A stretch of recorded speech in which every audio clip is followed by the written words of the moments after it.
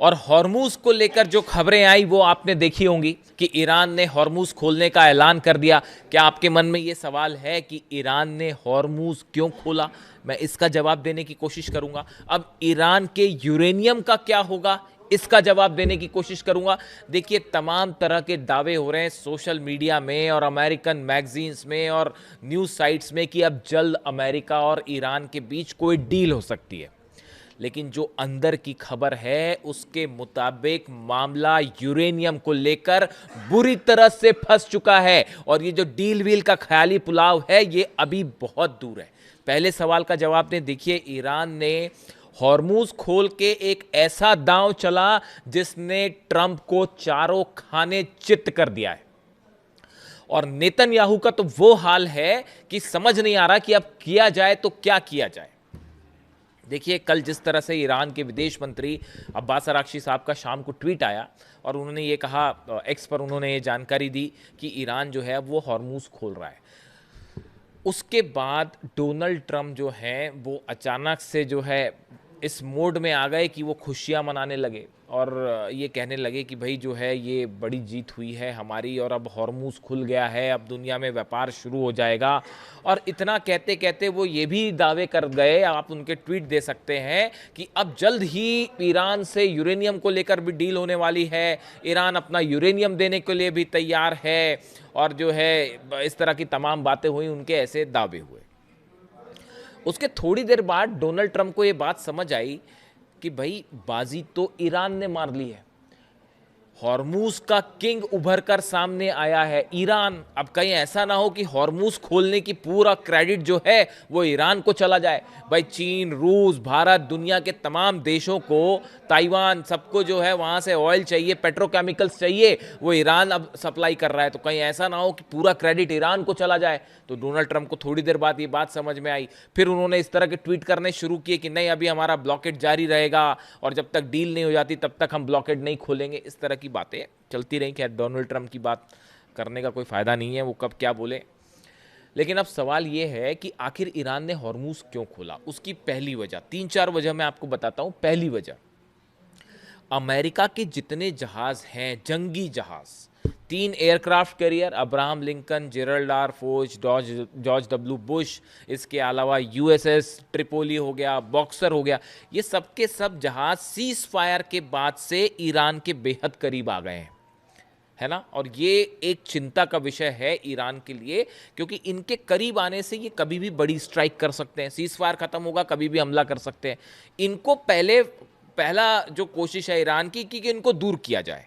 तो जब ईरान ने अगर ब्लॉकेट खोल दिया तो अब स्वाभाविक सी बात है कि पूरी दुनिया का दबाव अमेरिका पे है कि अब आप भी ब्लॉकेट खोलिए, ये जो जहाज आपने खड़े कर रखे हैं इनको पीछे भेजिए। अमेरिका अब इसके लिए मजबूर होगा। तो ईरान का पहला उद्देश्य स्ट्रैटेजिक था कि भाई ये जो ब्लॉकेट हमने खोला ये भी ब्लॉकेट खोलें और जरा यहां से दूर होए, बाहर जाएं, हमारी रेंज से बाहर जाएं। जब जंग चल रही थी तो 1000-1500 किलोमीटर की रेंज में कोई भी अमेरिका जहाज नहीं आया। अमेरिका की नेवी धरी की धरी रह गई। डोनाल्ड ट्रंप के जहाज हिम्मत नहीं कर पाए पास आने की, वरना फतह क्या करती और खुर्रम शहर क्या करती और अबू मेहदी मिसाइल्स क्या करती वो सब जानते हैं। एक एक करके सारे जहाज तबाह होते अमेरिका के। तो अब हालात ये है कि अब करीब आ गए, लेकिन सीज फायर हुआ तो करीब आ गए, इनको दूर भगाना था। बात नंबर 1। बात नंबर 2, देखिए लेबनान में सीज फायर हुआ। लेबनान में सीज फायर के बाद ईरान ने अपनी इस बात पर कायम रह के कि भाई हम हॉर्मूज खोल रहे हैं, पूरा इंटरनेशनल एक सपोर्ट हासिल किया है। आज आप देखें, हकीकत यह है कि इजराइल और ट्रंप, इनको इनके साथ दुनिया का कोई देश नहीं खड़ा। अब तो खबर है कि मोहम्मद बिन सलमान भी जो है वो भी, उन्होंने भी जो है कह दिया अमेरिका को कि अब इजराइल को बंद करवाइए, बहुत हुए हमले, और ये जो है अब इनके लेबनान पर सीज फायर करवाइए। तब प्रेशर डाला उन्होंने, तब शायद जाके ये सीज फायर हुआ। तो देखिए, इंटरनेशनल एक्सेप्टेंस मिली है ईरान को बहुत बड़ी। आज दुनिया के तमाम देश इस बात को लेकर ईरान के शुक्रगुजार हैं कि उसने जो है स्ट्रेट ऑफ हॉर्मूज कमर्शियल जहाजों के लिए खोल दिया है। ये दूसरी बड़ी वजह। तीसरी बड़ी वजह, चीन के पास, चीन से बड़ा बिजनेस होता है ईरान का। रोज 14 से 15 लाख बैरल ऑयल्स जो है वो सप्लाई होता है, वो प्रभावित हो रहा था। चीन के जहाज निकल रहे थे लेकिन उतनी संख्या में नहीं निकल रहे थे जितने निकलने चाहिए। तो ईरान, चीन भी ये चाह रहा था कि किसी तरह से ये स्ट्रेट ऑफ हॉर्मूज जल्दी से खुले ताकि एनर्जी सप्लाई में बाधा ना बने। चूंकि चीन बड़ा एलाई है ईरान का, वो मैं अलग से बात करूंगा। जो कार्गो पहुंच रहे हैं तेहरान में, ये आपको लग सकता है, देखिए आप तमाम वेबसाइट्स देखिए, तमाम इस तरह के व्यूज आ रहे हैं भारत के मीडिया में भी, बाहर में भी, कि जल्दी से जो है वो एक कोई सीज फायर का प्लान होने वाला है, कोई डील होने वाली है। हकीकत सुनिए जनाब, धड़ाधड़ कार्गो प्लेन से मिसाइल्स पहुंच रही हैं चाइना की तेहरान। देखिएगा, पता करिए जरा वो कार्गो प्लेन में क्या आ रहा है चीन से, और लंबी और बड़ी जंग की तैयारी में है ईरान। तीसरी वजह मैंने आपको ये बता दी। अब देखिए चौथी बड़ी वजह ये है, रूस की तरफ से जो प्रस्ताव आया सामने कि हम ईरान का यूरेनियम रखने को तैयार हैं, अगर इस बात के लिए सहमति होती है। क्या अमेरिका इस बात के लिए तैयार होगा? देखिए असल में यूरेनियम को लेकर बात फंसी हुई है। कल डोनाल्ड ट्रंप ने एक के बाद एक 7 दावे किए। उन्होंने पहला दावा कर दिया कि ईरान जो है अपना यूरेनियम अमेरिका को सौंपने को तैयार है। ईरान ने, गलीबाफ साहब ने, संसद के अध्यक्ष हैं, उन्होंने सिरे से इस बात को खारिज कर दिया है, ईरान अपना यूरेनियम विदेश नहीं भेजेगा, किसी के पास नहीं भेजेगा। साफ बयान आया उनका कि डोनाल्ड ट्रंप ये बात झूठ बोल रहे हैं। दूसरा डोनाल्ड ट्रंप का दावा था कि अब जो है हॉर्मूज हमेशा के लिए जो है वो खुल चुका है, लेकिन वो ये भी कह रहे हैं कि हमारी जो नाकाबंदी जारी रहेगी। ईरान ने कह दिया, देखिए अगर आपका ब्लॉकेट जारी रहा, आपने अपने जहाज़ पीछे नहीं किए, तो हम हॉर्मूज को फिर बंद कर देंगे। अरे हॉर्मूज का इलाका जो है वो ईरान का है, वो जब चाहे उसको लॉक कर सकता है, जब चाहे उसको खोल सकता है। ईरान, अमेरिका के जहाज़ तो बाहर से आए हैं। तो ईरान की तरफ से बात साबित कर दी गई कि साहब ऐसा है कि अगर आपने अपने ये शिप्स नहीं हटाए तो हम फिर से बंद कर देंगे। यानी परमानेंटली हॉर्मूज खुला है, ऐसा बिल्कुल नहीं है। अगली आप बात देखिए, अमेरिका की तरफ से ये बातें सामने आ रही हैं। आप देखिए सोर्स क्या है, खबरों का सोर्स अमेरिकन मैगजीन्स हैं। इजराइल के कुछ तरफ से इस तरह के दावे हो रहे हैं कि अब जल्दी जो है वो एक बड़ा समझौता हो सकता है ईरान के यूरेनियम को लेकर। ईरान कह रहा है यूरेनियम को लेकर तो अभी कोई बात ही नहीं हुई, तो समझौता कैसे होगा? और बड़े ख्याली पुलाव में तो बड़ा हैरान हो जाता हूँ जब कई मैं मीडिया चैनल्स देखता हूँ, वो इतनी ज़्यादा प्लानिंग कर लेते हैं। ऐसा लगता है कि आसिम मुनीर ने जो है वो कुछ ऐलान कर दिया बड़ा। आसिम मुनीर से क्या डील करेंगे भाई ईरान, जब तक आप आमने सामने नहीं बैठेंगे और बात नहीं होगी। अगर ईरान को यूरेनियम सौंपना होता तो फिर पहले ही सौंप देता। जंग की क्या जरूरत थी? अली खामेनी साहब के असैसिनेशन की क्या जरूरत थी? फिर ईरान पहले ही सौंप चुका होता उसको। आप खुद सोचिए इस बात को। अली खामेनी साहब पर हमला क्यों हुआ? इसीलिए हुआ ना कि ईरान झुकने को तैयार नहीं था, और अमेरिका ये जानता था इस बात को कि जब तक अली खामेनी साहब है तब तक दुनिया की कोई ताकत ईरान से कोई शर्त नहीं मनवा सकती। तो अब ईरान उन शर्तों को क्यों मान लेगा? समझिए इस बात को। दूसरी बात, कई जगह जो है इस तरह की खबरें कि जल्दी कोई न्यूक्लियर डील होने वाली है। ईरान ने सिरे से इसको खारिज कर दिया है कि अभी ऐसे किसी न्यूक्लियर मुद्दे पर कोई बातचीत हुई नहीं है। देखिए ये बड़ी 5-6 वजह हैं। और एक बड़ी ज़बरदस्त खबर चल रही है कि साहब जो है यूरेनियम के बदले $20 बिलियन जो एसेट्स हैं वो रिलीज कर दिए जाएंगे ईरान के। इस तरह की खबर है कि जो $20 बिलियन अलग अलग फ्रीज है, वो पैसा ईरान का ही है। अमेरिका ये कह रहा है कि इस तरह की खबरें चल रही हैं। हालांकि इसका तो खंडन डोनाल्ड ट्रंप ने खुद ही कर दिया कि हम कोई पैसा नहीं दे रहे, लेकिन कई मैगजीन्स ये दावा कर रही हैं कि भाई जो है $20 बिलियन ईरान के छोड़ दिए जाएंगे, बदले में वो अपना यूरेनियम दे दे। इसको सिरे से खारिज कर दिया ईरान ने कि ऐसा बिल्कुल कुछ नहीं है। ईरान को पैसे दे के उससे डील कराना, इस तरह की बातों का मतलब है कि अब तक अमेरिका इस बात को नहीं समझ पाया कि ईरान का डीएनए क्या है, ईरान का नेचर क्या है। जिस कौम की खून में इमाम हुसैन वाला शौर्य हो, इमाम हुसैन वाली बहादुरी हो, इमाम हुसैन वाली हिम्मत हो, उनको ऐसे पैसे वैसे के ऑफ़र नहीं दिए जाते। ये बात समझना चाहिए अमेरिका को। जिस दिन समझ आ जाएगी उस दिन शायद कोई डील हो पाए। ईरान ना कभी झुका है, करबला में भी नहीं झुका था, अब भी नहीं झुकेगा। समझ जाइए, बात को समझना ज़रूरी है।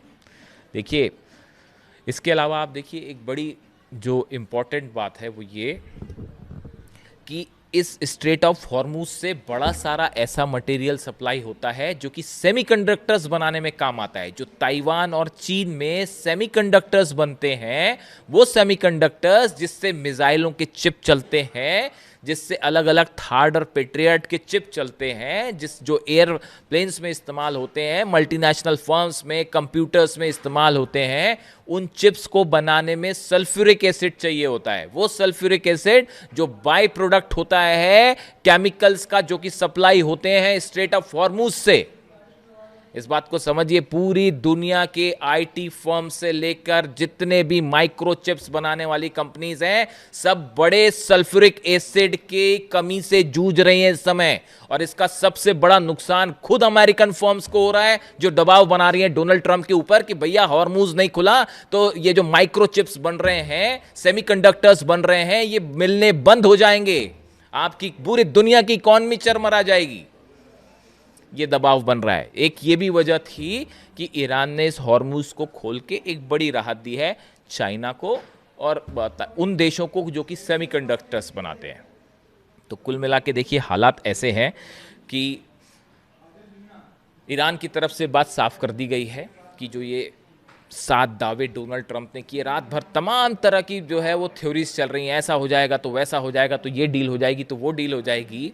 आप एक बात सुनिए, मैं आपसे सरल भाषा में आपसे सवाल पूछता हूँ, आप बताइए, अगर ईरान के ऊपर ऑयल एक्सपोर्ट के मान लेते हैं, चलो एक ख्याली पुलाव, आप भी सोचिए जरा कि ईरान ने अपना यूरेनियम उठा के दे दिया अमेरिका को या किसी भी देश को दे दिया, उसके बदले में ईरान क्या कहेगा? ईरान ये कहेगा कि अब हमारे पे जितने प्रतिबंध है वो हटा दिए जाए, हमारे से जो ऑयल एक्सपोर्ट पर जितने प्रतिबंध है वो हटा दिए जाए, हम जितना व्यापार करते हैं पेट्रोकेमिकल्स का, जितने हम पे प्रतिबंध है वो हटा दिए जाए।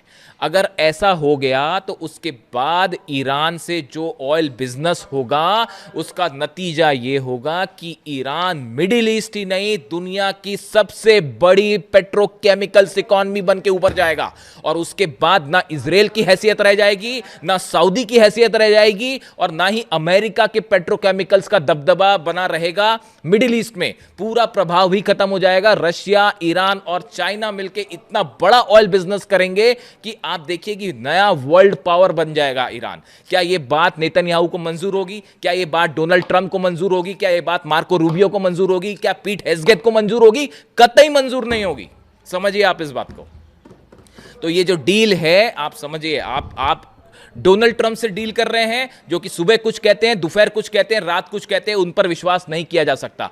नेतन्याहू को सिर्फ मौका चाहिए हमला करने का फिर से। वो अमेरिका के दबाव में फिलहाल डील कर दिए हैं, वो भी 10 दिन का ही सीज फायर है लेबनान के साथ, और 21 तारीख को ईरान के साथ खत्म हो रहा है सीज फायर, और भयंकर जंग की तैयारी है। तो ये जो ख्याली पुलाव चल रहे हैं कि ईरान यूरेनियम सौंप देगा, मुझे तो ऐसा होता कहीं नहीं दिखाई दे रहा फिलहाल। और अगर ऐसा मान लीजिए कोई एक डील हो रही है, बड़े सारे लोग कह रहे हैं कि डील हो जाएगी, डील हो जाएगी। अगर डील हो गई तो उसके बाद क्या अमेरिकन थिंक टैंक इस बात को नहीं समझ पा रहे कि उसके बाद ईरान इतना बड़ा वर्ल्ड पावर बन के उभर जाएगा कि उसके बाद क्या एमएसबी को ये बात, मोहम्मद बिन सलमान को ये बात मंजूर हो जाएगी कि सऊदी अरबिया का पूरा प्रभाव खत्म हो जाए? उसके बाद भारत को क्या जरूरत पड़ेगी अमेरिका से तेल खरीदने की या किसी से परमिशन लेने की? आप सोचिए इस बात को। तो ऐसा है कि ये हर स्थिति में अमेरिका की करारी हार है। अगर डील करता है अमेरिका तो भी अमेरिका हारेगा, और डील नहीं होती है, जंग होती है, तो उसमें तो ईरान ने जो है वो 40 दिन में बता ही दिया कि अमेरिका का क्या हो सकता है। इसलिए थोड़ा इंतजार करिए। हम ईरान की तरफ से भी ये बात कही गई, मैं हर बार ये बात कह रहा हूं। देखिए फिर से एक बार खबर साबित हुई। मैंने आपको क्या कहा, जब तक ईरान की सेना की तरफ से कोई बयान ना आए, जब तक अब्बास अराक्ची साहब की तरफ से कोई बयान ना आए, तब तक आप किसी बात पर विश्वास नहीं कीजिए। और आज ईरान की तरफ से बयान आया है कि जब तक हम आपको ऑफिशियली कुछ ना बताएं तब तक आप मत मानिएगा। तो देखिए एक बार फिर जो मैं कहता हूं हमेशा, वो बात साबित हुई है। तो बहुत कुछ ऐसा है जो पर्दे के सामने कुछ और है और पर्दे के पीछे कुछ और है। और 21 और 22 तारीख के लिए ईरान पूरी तरह से बड़ी जंग की तैयारी में है, क्योंकि कब कहाँ क्या धोखा हो जाए कोई नहीं जानता। इससे जुड़ा जो भी अपडेट होगा वो आप तक पहुँचाऊँगा। आप कमेंट करके खुद बताइए कि ईरान को अब आगे क्या करना चाहिए, क्या यूरेनियम को लेकर किसी तरह की बातचीत करनी चाहिए या नहीं करनी चाहिए। Thank you so much.